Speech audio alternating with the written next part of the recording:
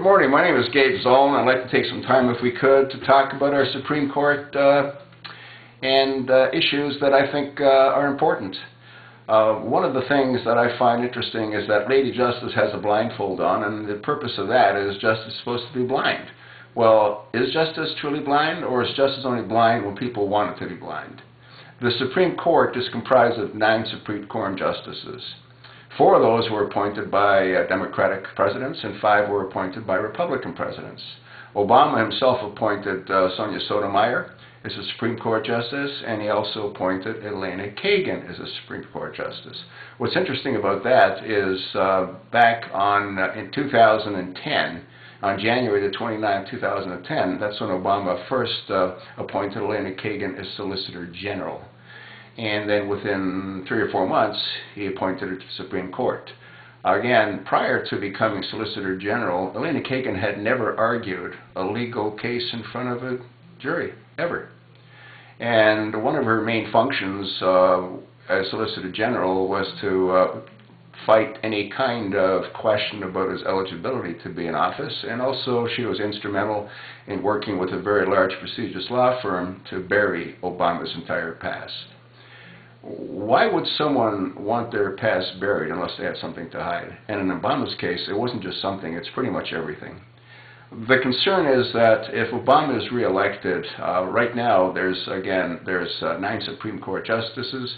5 were appointed by Republican presidents, and 4 were appointed by Democratic presidents.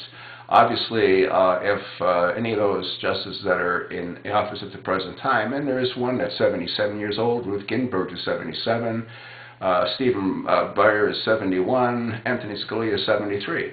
If any of those justices retire, and if Obama is reelected, then what he'll probably do, there's no doubt that probably, what he will do is he will appoint additional far left-wing justices, and the Supreme Court will forever be destroyed. There's no impartiality right now, and that's why, again, I think we have a real big issue. We have an issue not only with the Supreme Court, but with Congress itself. The senators that are Republican and the congressmen are Republican vote in one direction. The senators and congressmen that are Democrats vote in another direction, and nothing will ever change. And for example, right now the Senate's controlled by the Democrats, and no matter what the House of Representatives tries to pass, it gets blocked by Harry Reid. He will not let anything go through that isn't far left. And as a result, our country is stagnating.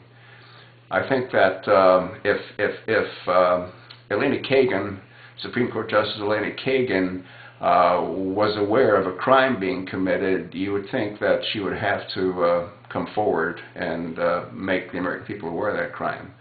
If Obama didn't commit crimes to hide his past, then why would his absolute very first executive order that he signed into law would be to prevent anyone from seeing anything about his past?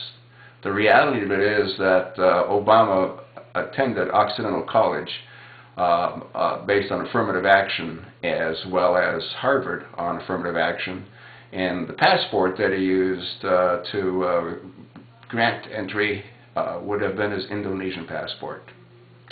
So eventually that truth will come out, and eventually the House of Cards will crumble, and the concern again is what's going to happen to our country.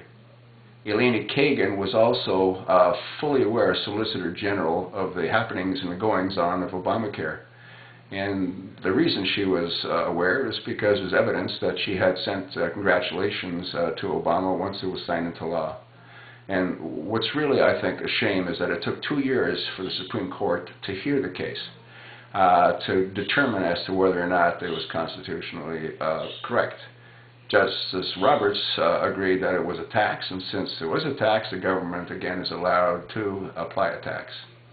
But the concern is that in the 2-year period, what it allowed Obamacare to do is to get fully entrenched within the fabrics of America. And to unwind it will be a very monumental task, assuming again that President Obama is replaced by President Romney. America, the time to impact change is now. Bring 5 of your friends, have them bring 5 of their friends, and vote. If Obama is not replaced, the country will be destroyed. Thank you, and have a nice day.